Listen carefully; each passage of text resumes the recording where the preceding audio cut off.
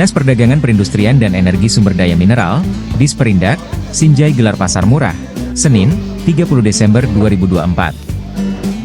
Pasar murah ini bertempat di alun-alun Sinjai Bersatu, Jalan Tondong, Kecamatan Sinjai Utara, Kabupaten Sinjai, Sulsel. Pantauan Tribun Timur, emak-emak menyerbu pasar murah ini.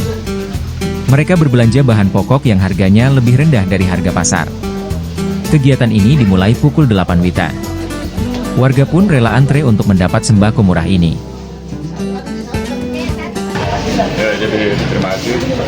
Alhamdulillah pada penghujung tahun 2024 ini Dinas Perdagangan Perindustrian di bawah daerah Kabupaten Sinjai melakukan pasar murah, di mana kita tahu di akhir tahun ini beberapa kebutuhan pokok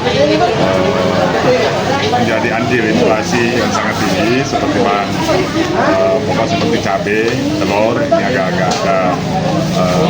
naikkan harga. Nah, pada hari ini kita melakukan pasar murah dalam rangka itu tadi, stabilisasi harga khususnya untuk bahan pokok kebutuhan masyarakat.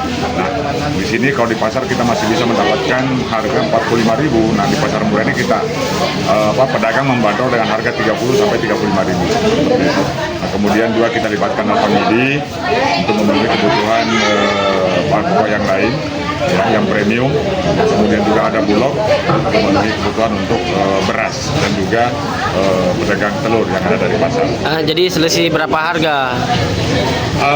Selisihnya ya lumayan, ada yang selisih sudah sampai 15 ribuan, seperti untuk cabai rawit di pasar 45.000, di sini dibanderol dengan harga 30.000 per kilogram. Telur di pasar 53, di sini 50 sampai 51.000 rupiah.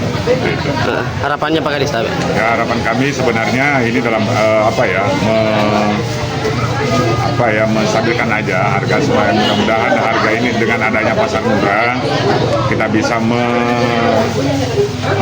menstabilkan harga itu aja sebenarnya, untuk menjaga agar tidak terlalu tinggi tidak terlalu tinggi harga yang ada di pasar, agar masyarakat bisa menikmati bahan pokok dengan harga yang terjangkau. Download Tribun X sekarang, menghadirkan lokal menjadi Indonesia.